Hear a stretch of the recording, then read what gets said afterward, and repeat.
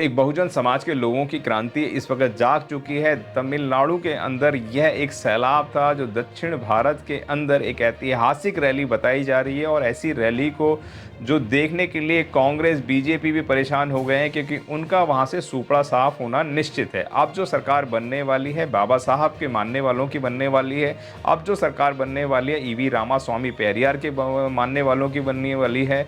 यानी कि अब बहुजन समाज के लोगों की दक्षिण भारत के अंदर सरकार बनने वाली है, और यह विजय ने करके दिखा दिया है। आपने देखा कि लाखों की संख्या में पब्लिक पहुंची है जो ईवी रामास्वामी के मानने वाले हैं, बाबा साहब डॉक्टर BR अम्बेडकर के मानने वाले हैं, बहुजन नायकों को मानने वाले हैं। उनकी सरकार यहाँ पे बनती हुई नजर आ रही है, और तमाम देश के लोग यानी कि दक्षिण भारत के लोग यह चाहते हैं कि वह विजय की सरकार बनते हुए देखें। नमस्कार, मेरा नाम है सुरेंद्र सिंह और आप देख रहे हैं SM न्यूज़। बहुजन समाज के लोगों को एक इशारे पर इतनी बड़ी तादाद के अंदर इकट्ठे हो गए, पूरे देश और दुनिया के लोग देखते ही रह गए। सुपरस्टार विजय ने अपनी एक पार्टी बनाई और उस पार्टी का आह्वान करने के लिए लोगों को बुलाया, और लोगों को बुलाया तो लोगों की तादाद इतनी बड़ी तादाद में पहुंच गए। लोगों का अनुमान था कि 1 लाख 2 लाख लोग पहुंचेंगे, लेकिन ये पहले आप भीड़ देख लीजिए, उससे आप अनुमान लगा पाएंगे कि कितनी भीड़ है। आपने देखा कि कितनी ज़्यादा तादाद के अंदर यह भीड़ है। सोशल मीडिया पे छोटे छोटे वीडियोस वायरल हो रहे हैं और उसमें दिखाया जा रहा है यह भीड़ करीबन 10 लाख लोगों की भीड़ है।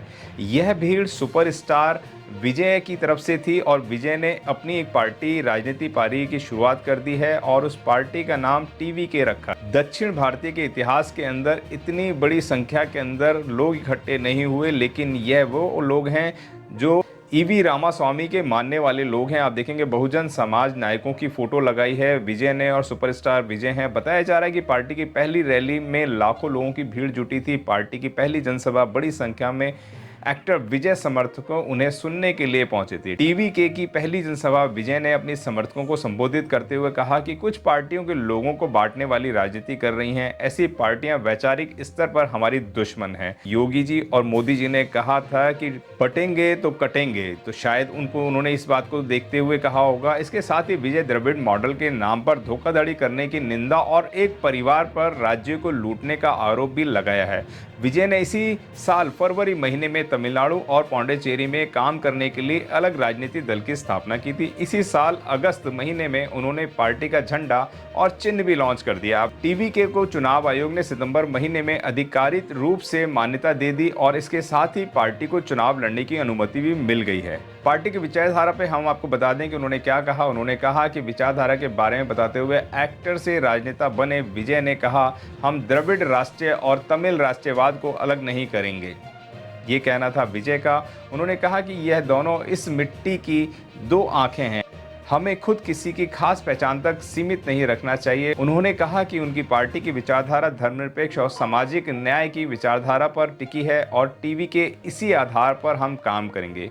विजय की उम्र लगभग 50 साल के आसपास की है। विजय ने कहा कि उनकी पार्टी पेरियार के दिखाए रास्ते पर चलेगी, जिसमें महिला सशक्तिकरण और सामाजिक न्याय को लेकर विचार शामिल होंगे। हालांकि उन्होंने पेरियार को नास्तिक के जुड़े सिद्धांतों को मान्यता से इनकार किया। इसके साथ ही विजय ने यह भी साफ किया कि TVK राज्य में 2 भाषाओं को अपनाने की नीति पर काम करेंगे। उन्होंने सरकारी कामकाज के लिए तमिल और अंग्रेजी भाषा की पैरवी करते हुए कहा।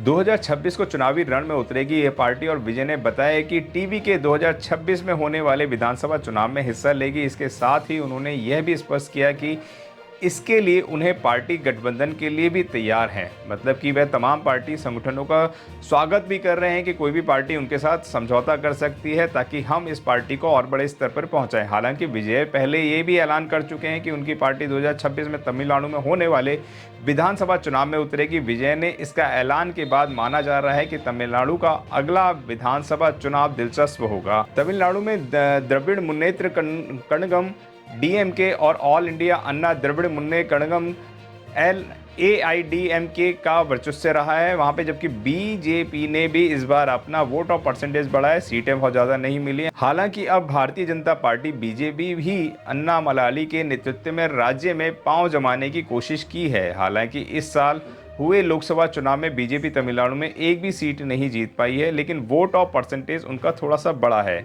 हम आपको बता दें कि टीवीके की पहली जनसभा में शामिल होने के लिए विजय के समर्थक एक दिन पहले यानी शनिवार की शाम से ही कार्यस्थल पर जुटने लगे थे, जिसकी वजह से आसपास की सड़कों पर यातायात व्यवस्था बिगड़ने लगी थी। स्थानीय मीडिया के मुताबिक कार्यक्रम स्थल की ओर जब लाखों वाहन बढ़ने लगे तो वहां के टोल प्लाजाओं को भी बंद कर दिया था, यानी कि उनसे वसूली भी नहीं ली जा रही थी। ट्रैफिक जाम बहुत तेज़ी से बढ़ने लग रहा था, इसलिए ट्रैफिक जाम ना हो तो उन्होंने बिना टोल के लोगों को भेजना शुरू कर दिया। वहीं विजय ने अपने समर्थकों और वॉलंटियरों से अपील की कि गर्मी से सावधान रहें और बचने के लिए उचित एहतियात बरतें।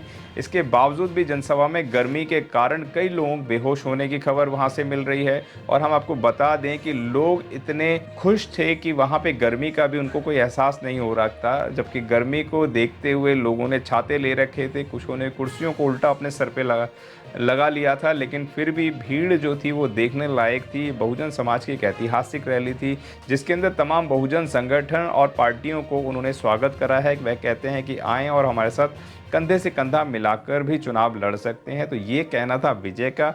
एक कार्यकर्ता ने वहां पर इंटरव्यू लोकल देने को कहा कि आज तमिलनाडु के लोगों के लिए जश्न का दिन है। हमारी पार्टी नेता विजय से सामाजिक, आर्थिक और राजनीतिक बदलाव लाने के लिए पार्टी की शुरुआत की थी।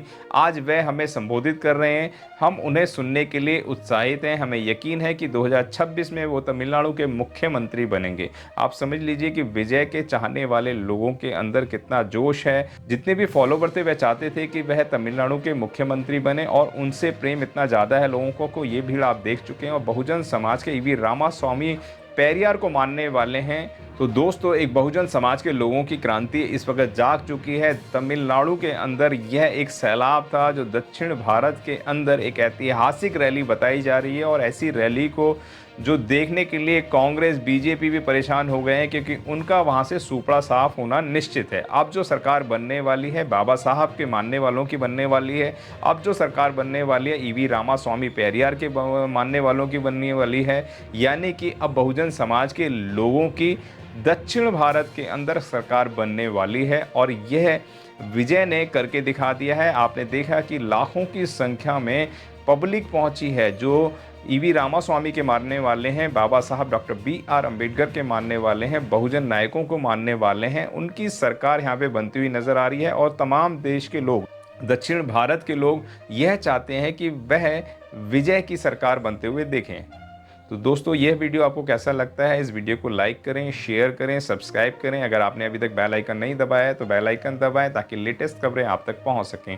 मिलते हैं अगले वीडियो में। इस वीडियो के लिए आपका क्या विचार है वह हमें कमेंट बॉक्स में अवश्य लिखें। धन्यवाद। अगर आपने अभी तक हमारा चैनल सब्सक्राइब नहीं किया है तो सब्सक्राइब करें और घंटी का बटन बिल्कुल भी दबाना ना भूलें ताकि सभी लेटेस्ट खबरें पहुंच सकें आप पे सबसे पहले।